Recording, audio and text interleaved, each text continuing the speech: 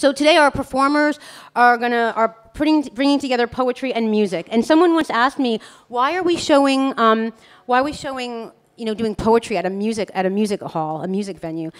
And of course, I was trying to tell her, well, music is the ultimate form. What are lyrics but poetry set to music? And all cultures incorporate that. The oral tradition is just examples of that in every culture. So it just seems natural to include poetry and music together. So we're going to start off tonight with some poetry, and some of it will include a little bit on tribute to Shakespeare. And then we will go into the music, which is by a group that incorporates poetry set to music.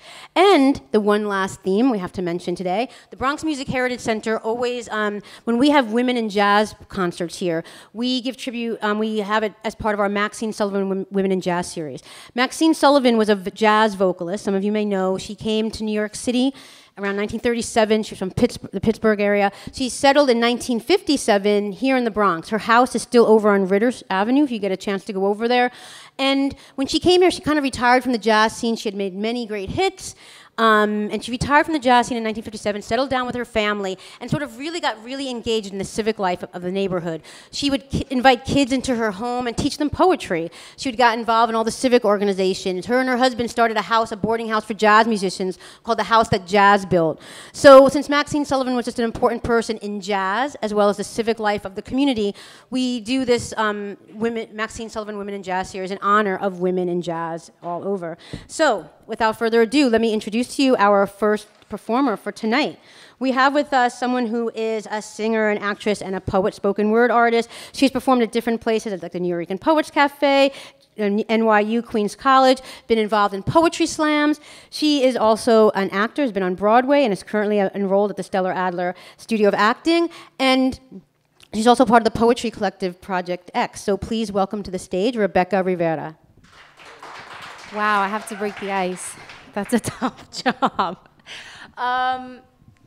So initially when Elena reached out, she mentioned that she wanted me to pay a sort of tribute to Shakespeare. And I've never done Shakespeare before, but I thought I would give it a try. But I'm a little more nervous for that than I am to actually, recite my own poetry. So I thought I would start with what I'm kind of comfortable with. So I'll do some poetry first. I like to call this one my origin poem because it's sort of like the reason why I started writing. I wrote this poem a few years back. A little background on me. I grew up the kind of person that was very shy and quiet. Thankfully, through teachers and finding art and being empowered through art, I was able to find my confidence and my voice, but it took a long time to get there, especially like as a Latina woman from Brooklyn and entering all different spaces that I didn't feel always welcomed me. And so this is a poem that sort of touches on that.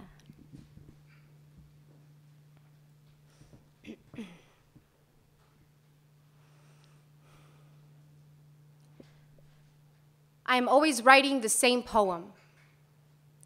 The girl found, the body discovered, the voice unleashed, doused in remembrances of silence and clenched teeth, and look at what I found underneath all these false gods we've been praying to.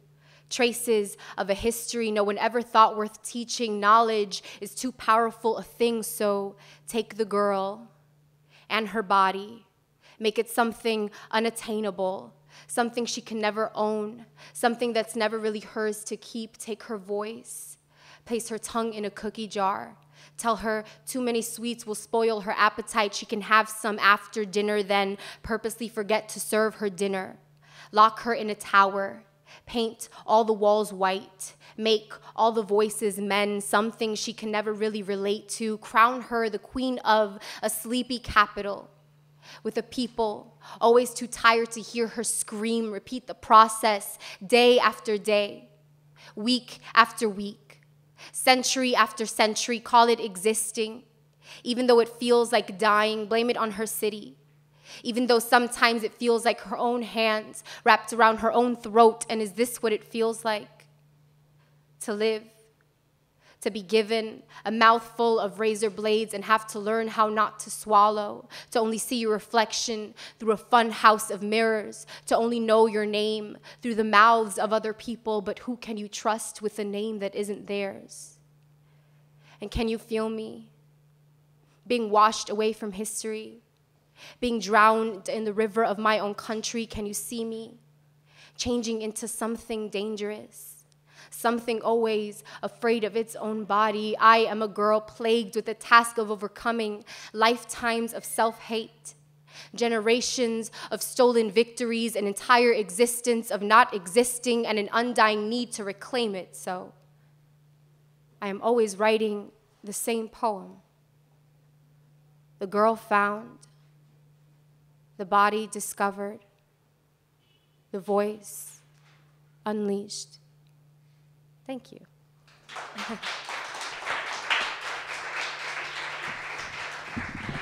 All right, so that's kind of my origin poem. And I think this is a really good poem to follow up because it's a literary event. And okay, so my mom is a teacher and a big lover of literature. She came from Honduras. Both of my parents are from Honduras, but she came from Honduras when she was 20 years old. And she had me and my sister kind of young, and she knew that she had to work hard. So she went to school even though she had us. She got her master's, became a teacher and a dean, and our whole lives advised us on what to do and just how to reach our fullest potential. And so this is a poem about things that she has told me, and it's called Mami Says. So I hope you enjoy it.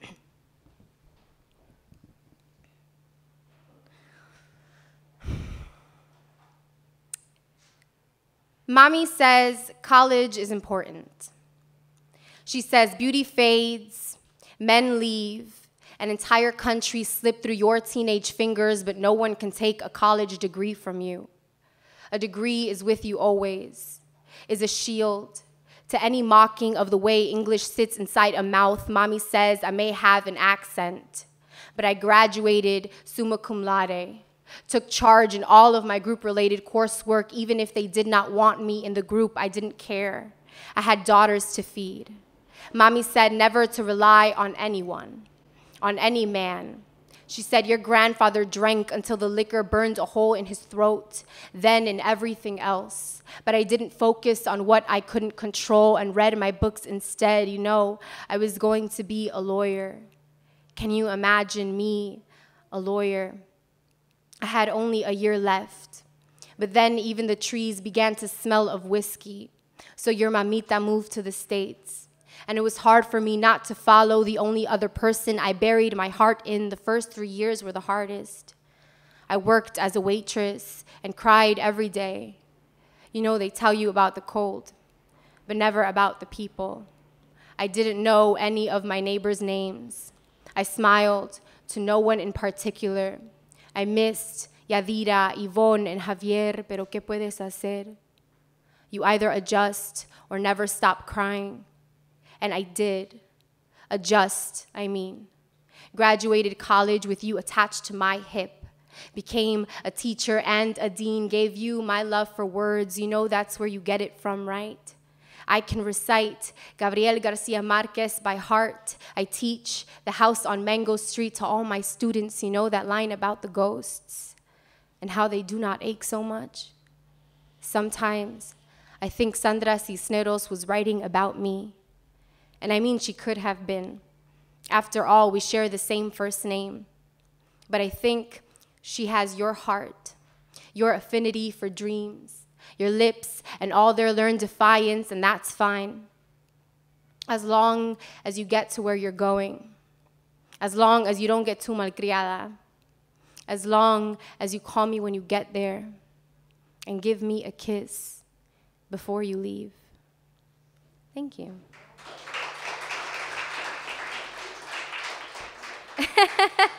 You like that one?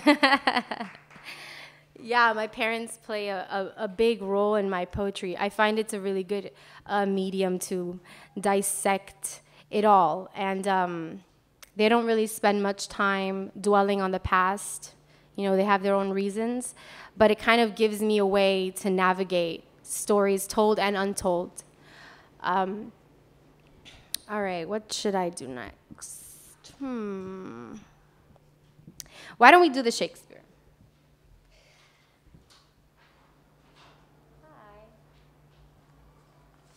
Hi. Okay.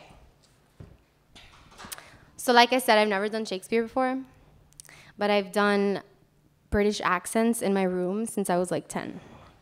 So I'm so qualified. No, but actually, I'm doing this in a British accent because how can you do Shakespeare not in one? Also, it's just fun. Okay. So a dramatic reading of All the World's a Stage from As You Like It.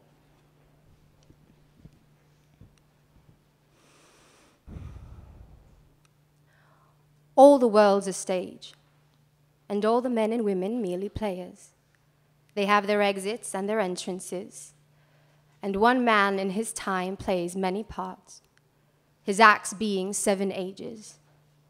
At first, the infant, mewling and puking in the nurse's arms, and then the whining schoolboy with his satchel shining, morning face creeping like snail unwillingly to school.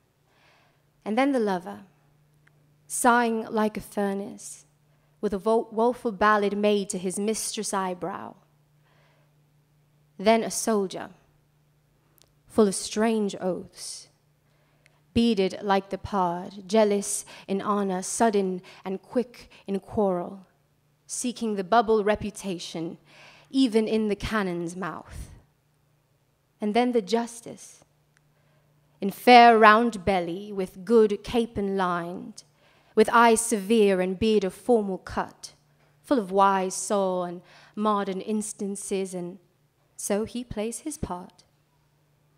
The 6th age shifts into the lean and slippered pantaloon, with spectacles on nose and pouch on side, his youthful hose well saved, a world too wide for his shrunk shank, and his big, manly voice, turning again toward childish treble, pipes and whistles in his sound.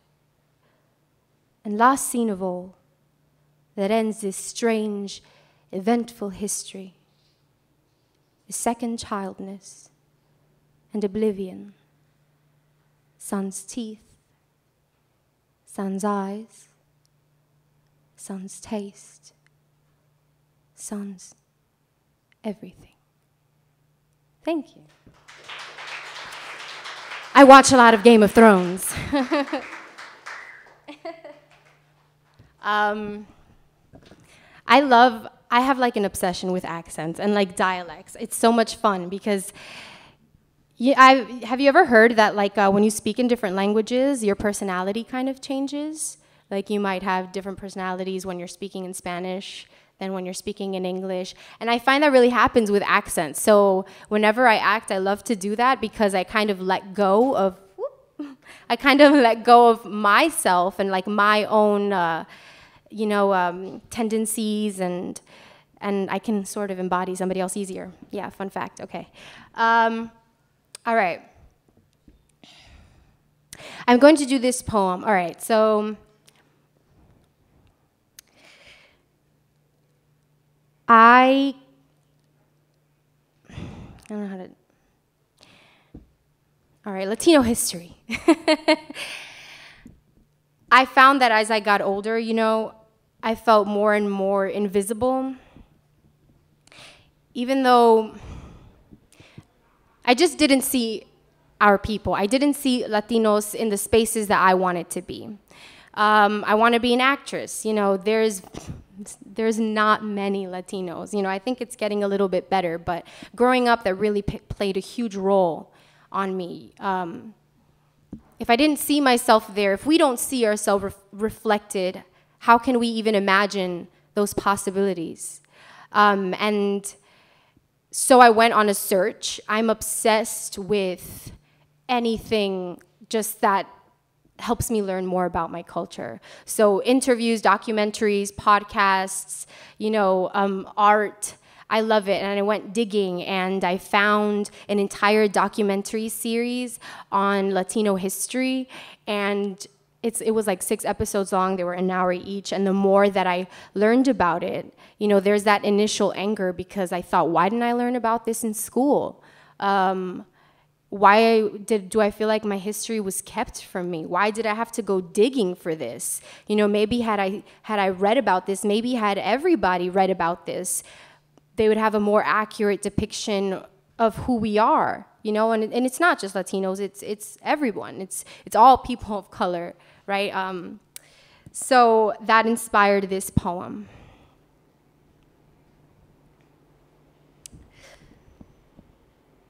Self-portrait as a lost Latino history.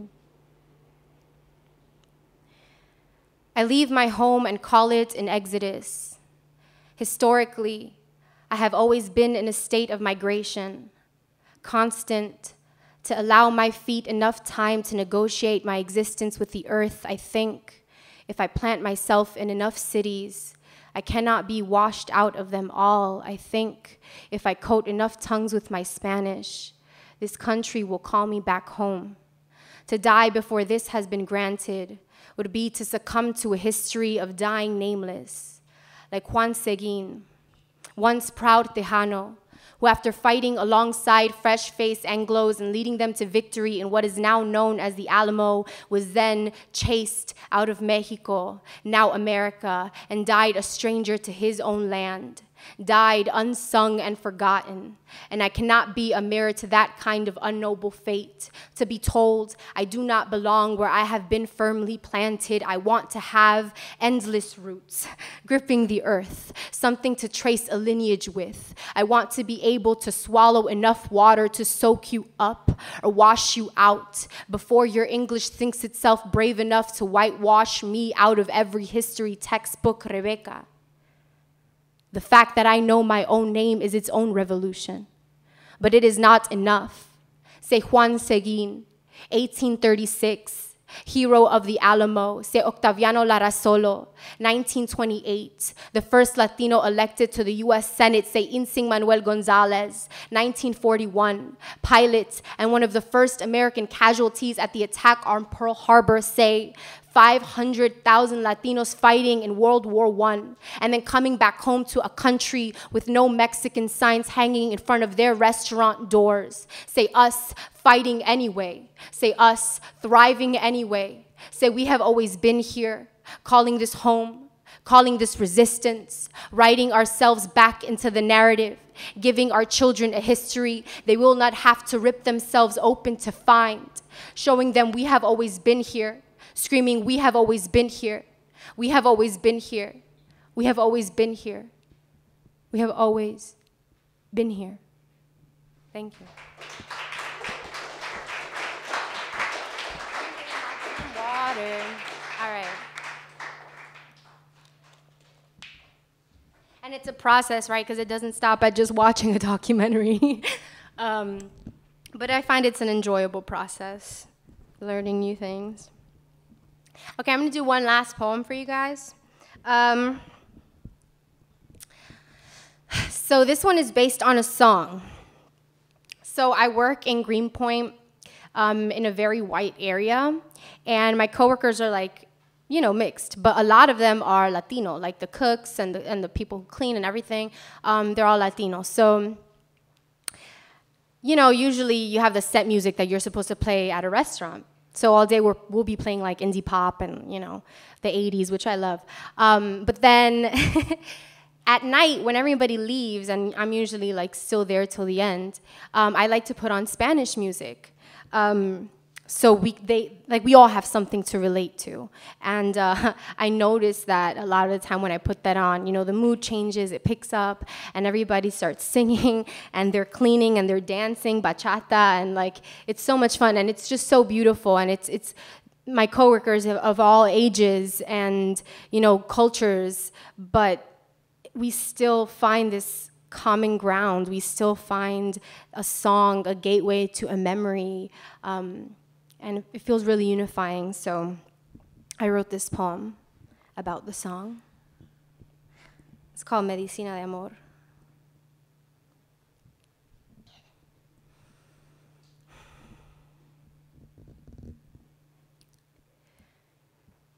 Medicina de amor, quiero de ti, porque tú eres la mujer que me puede curar mi cáncer de amor. Que tan mal me porté, mi corazón, que me tiene tanto rencor y me ve muriendo por culpa de tu amor. Raulín Rodriguez sings Medicina de Amor from the YouTube app in my cell phone, and my body promptly answers the call home.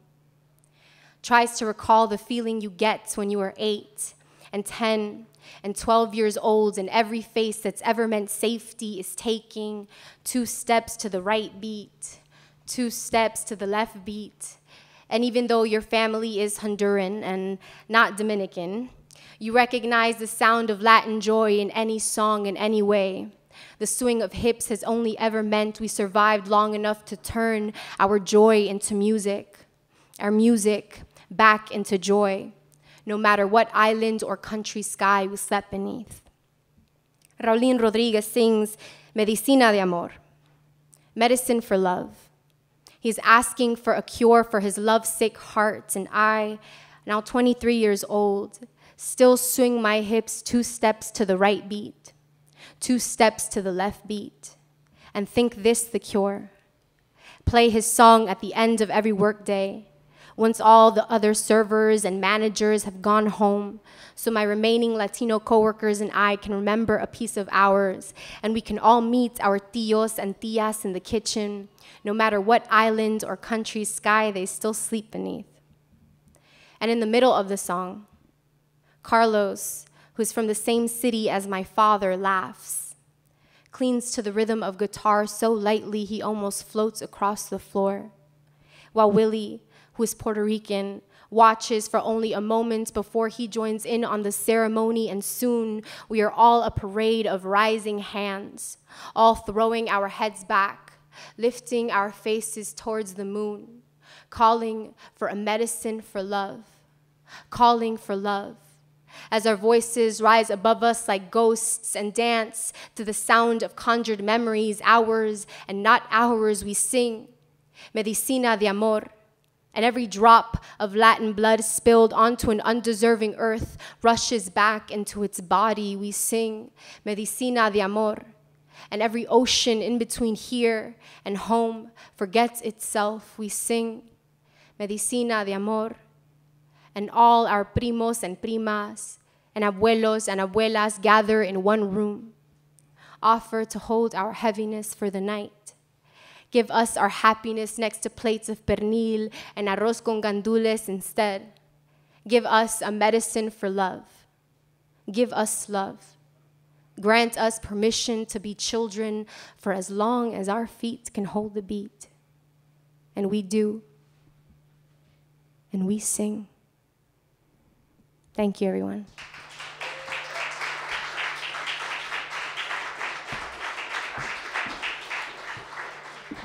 Everyone, once more, a big round of applause for Rebecca Rivera. I want to thank all the BMHC and WEDCO staff here and all our sound and videographers and everyone here today for all the work that they're doing. And right now, I want to introduce to you the music for tonight. We have with us the band called Poem and Strings. It is led by Carolina Calvache. She's from Cali, Colombia. She is working on her second album here in New York City. She has performed with many different jazz musicians, a great wide range of jazz musicians. You can see that in the program book, the long list of people she's had a chance to work with. She's an educator. She's taught at workshops and master classes in different places. She's also our piano teacher here at the BMHC. So if you want to take piano classes here, our next session will be starting this summer. And also, I just want to let you know, too, there's information on this exhibit at City Lore. I'm a folklorist at City Lore as well, which is a place downtown. And we have a new exhibit on what we bring, new immigrant gifts. And she's featured, Carolina's featured in the exhibit. So you can go there and see her portrait in the exhibit, and she'll be doing a performance about jazz and traditional music, I think later on in May, sometime in May. So without further ado, Poems and Strings. Okay, good night, everyone. Thank you so much for coming tonight. I'm very happy to play here and present this music, which has been very special to me. This is going to be part of my second album. The album will be, the name of the album, it's Vida Profunda, which means profound life, and it comes from a poem by a Colombian poet and writer called Porfirio Barbajacov. He was based in Colombia, in Mexico. He also was living in New York too. He inspired me a lot and inspired my dad, which is a poetry reciter too, and literature teacher too. And he's actually the main reason why I'm doing all this music too. So the first song we're gonna play is called Vida Profunda.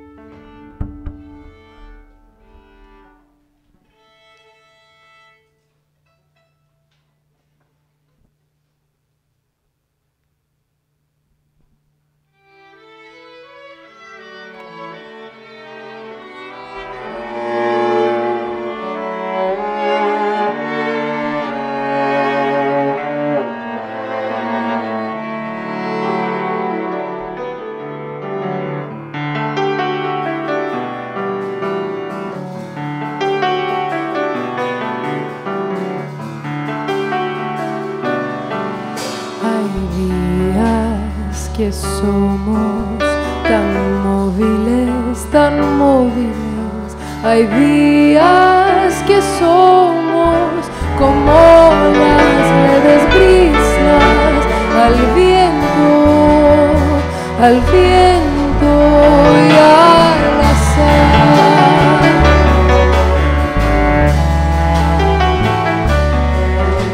Hay días que somos tan fértiles, hay días que somos como en abril el campo que tiembla de pasión.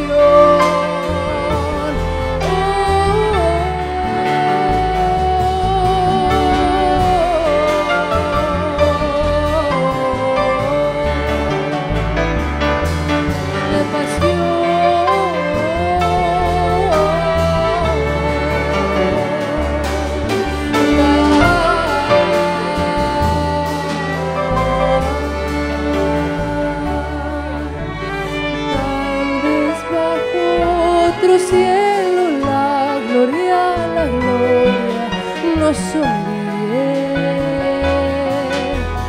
La vida es clara, unida y abierta como un mar,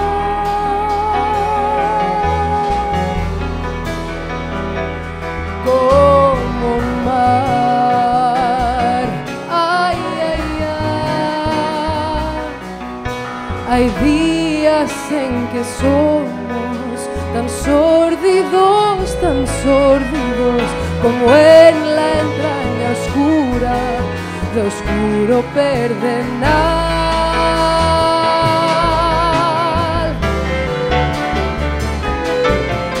La noche nos sorprende con sus profusas lámparas, inútiles monedas, tasando el bien y el mal.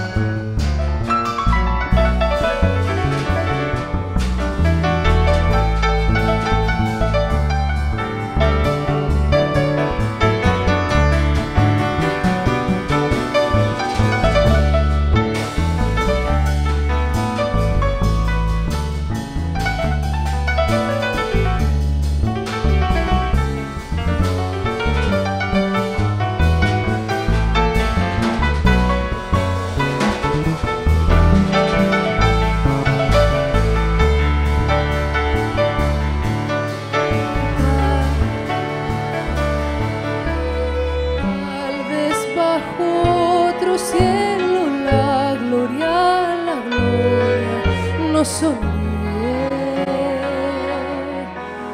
La vida es clara, unívoca y abierta como mar.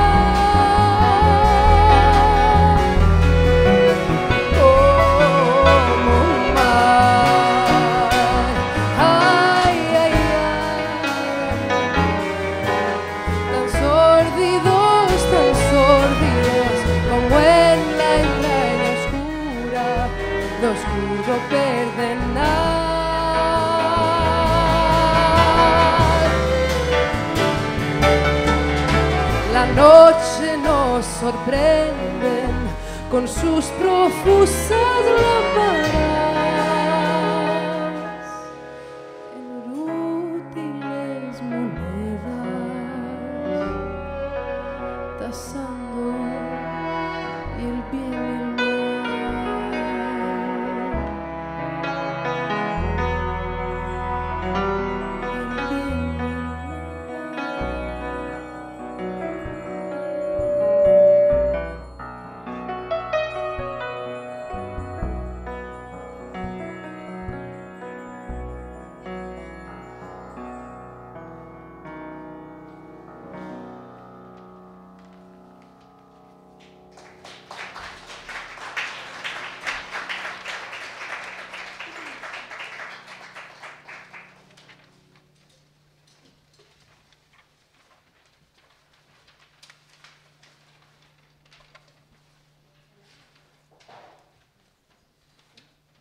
Hello, good evening everybody.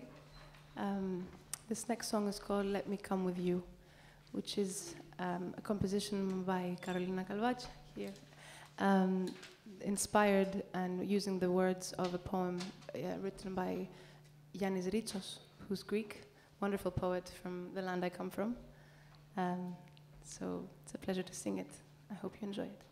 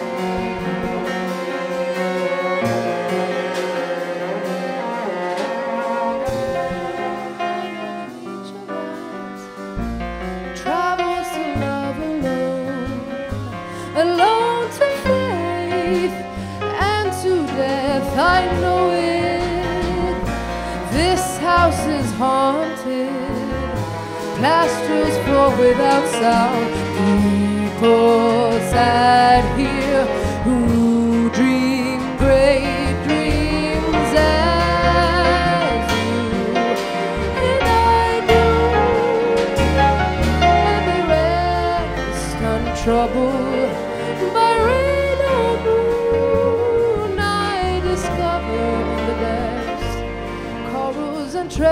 diamonds and sapphires, some immortality, a happiness, an inspiration.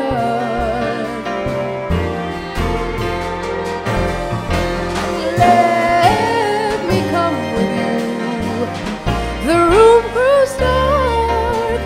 Let me come with you where the road starts and the city appears.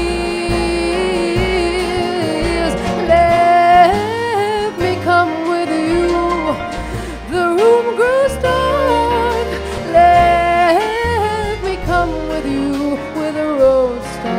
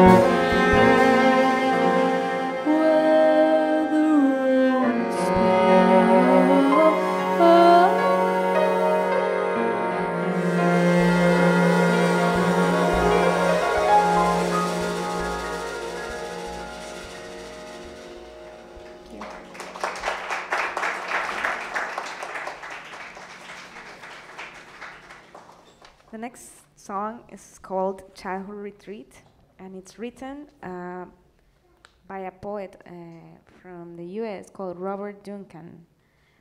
Childhood Retreat, it's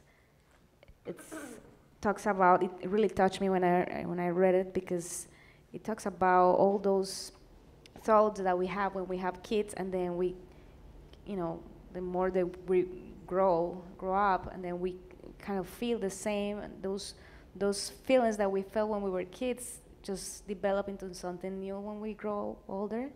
And those feelings of maybe feeling lonely, or feeling like scared, or feeling that, yeah, you're lost sometimes.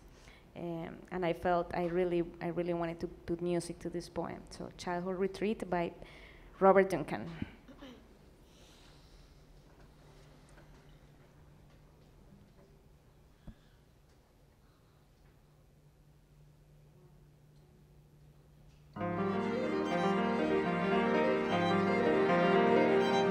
It's in the perilous boughs of the tree, out of the blue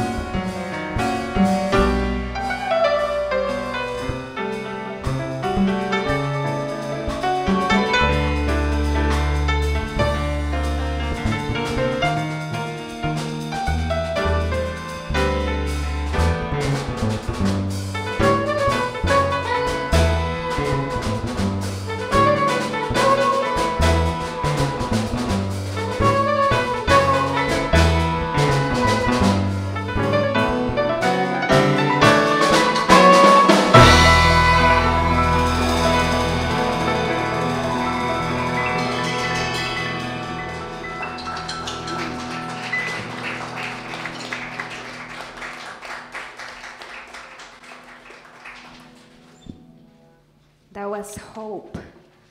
Because we are breathing, we have hope. Because we are breathing, we have an opportunity to change and be happy.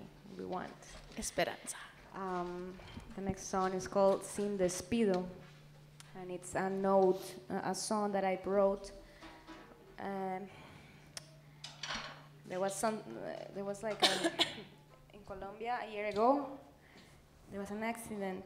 A group of the football Chapecoense, a Brazilian playing and Brazilian, how do you call it, soccer team, was going to play the last game, but they had an accident going to Colombia, and the plane just, crashed. So this is called Sin Despido. It's an honor for them, because Sin Despido is like without saying goodbye, and they just didn't, they couldn't say goodbye. This is like a note, I imagine myself like one of their wives, or one of their families saying, your dreams were left on the leaves of the trees because the plane came and crashed on the mountains. So it's a little sad, but I think I'm gonna be very happy when they can hear this music, so that they know that someone was thinking for them. So Sin Despido.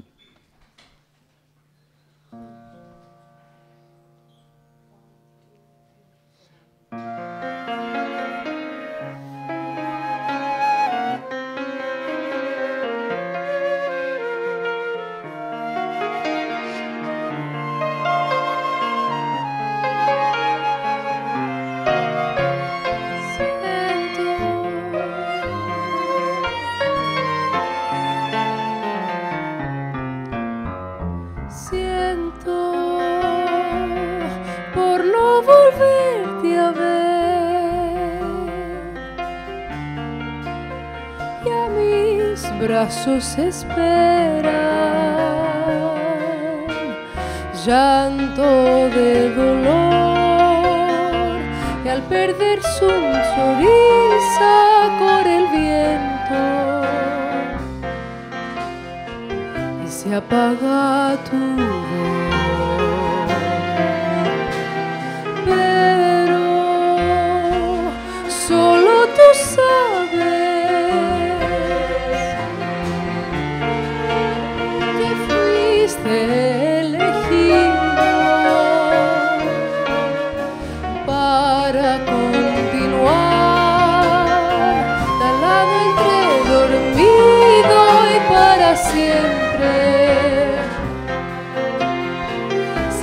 apaga tu luz.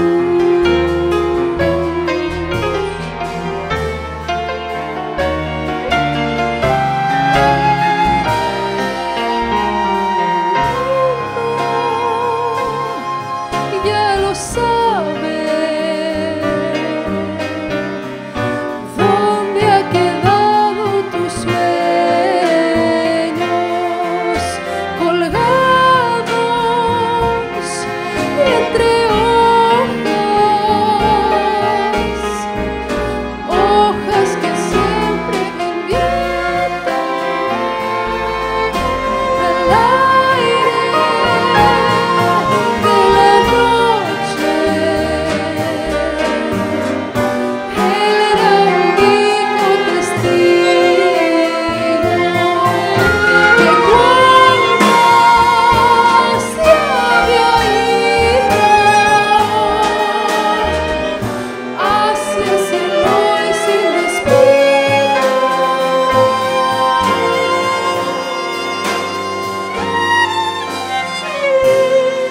hacia el cielo y sin despido, hacia el cielo y sin despido.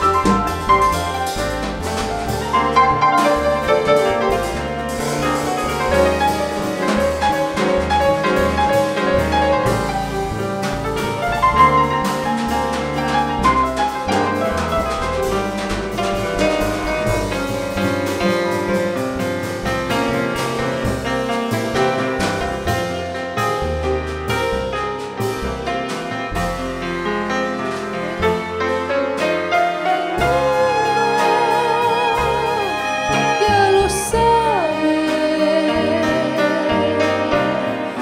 ¿dónde ha quedado tus sueños colgados entre hojas que sientes de viento, el aire de la noche? Él era el único testigo que cuando se había ido hacia el cielo sin despido,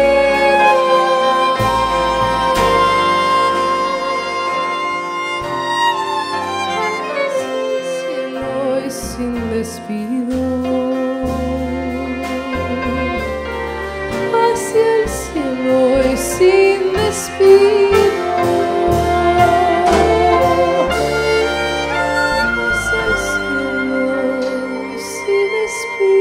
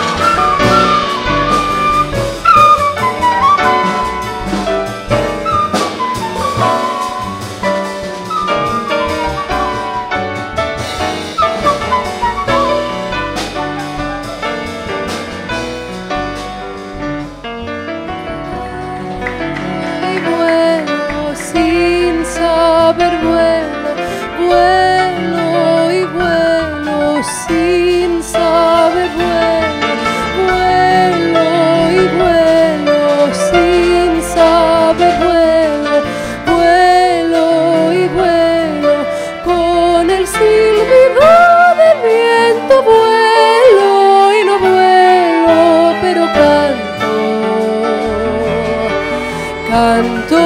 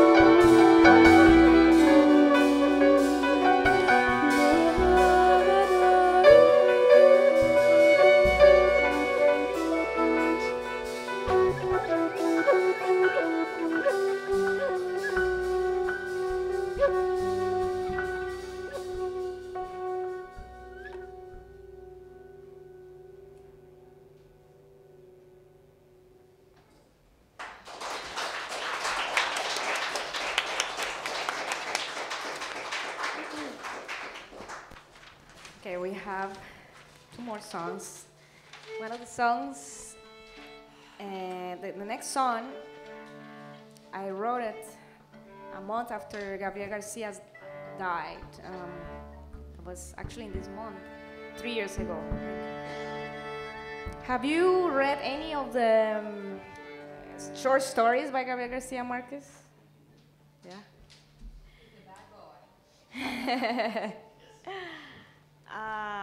Okay.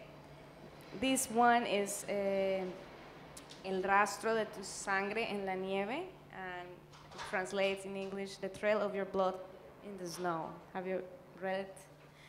It talks about a couple, right? That the wife, the bride, how do you call, like, in Spanish we say pinch, like cut herself with a rose, and yeah. Thorn. Okay. Yeah. Okay. So and then she there's blood there, and she continues bleeding, and she laughs at that, like, because she was driving the car after they got married, and then it was snowing, and she put her hand on the car, and like full of blood, and she says, "Wow, if someone wants to find us, they only have to follow the trail of my blood, under the snow." So I want to see if maybe we can sing this, because she, in the character, even though it's about her death, the story talks about her death, I think that she was like a very happy character at the beginning. She was like crazy. She was like full of life and craziness. I want to know if you can help me singing a little bit. First, I want you to repeat after me.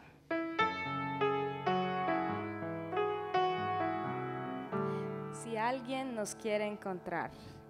Si alguien nos quiere encontrar.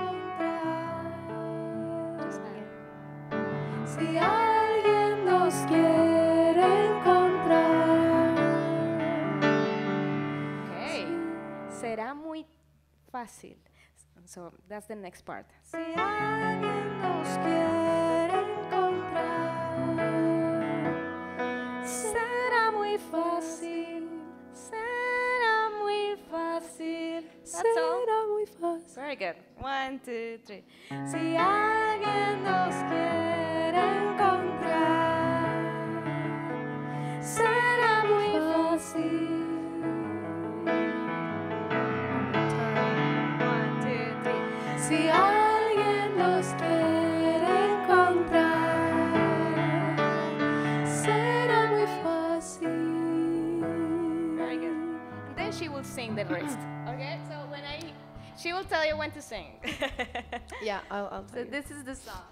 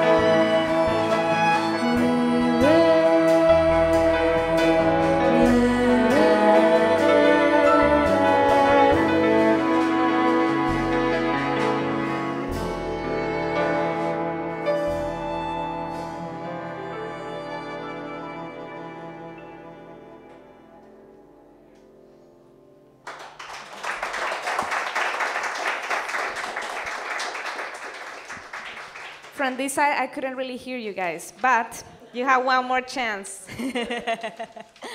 Okay, this time you promise me you're gonna sing louder because I really can't hear. Can you hear Ronen? Can you hear them? I can't. So before we play this last song, I wanna thank Elena, Martinez, and everyone, Lynn, for helping us and for let us be part of this night. So beautiful to share music with you. She has been very supportive, and thank you so much for that. I don't know where she is, but and I want to introduce now the musicians: Eleni Arapoglou,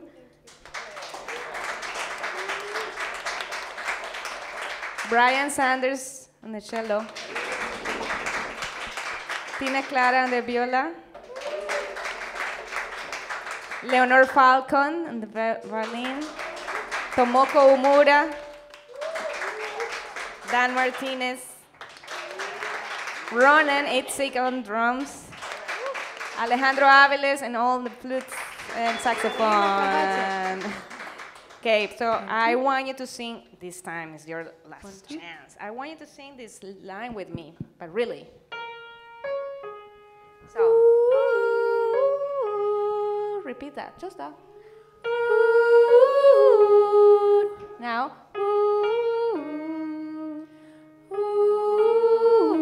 Great, again.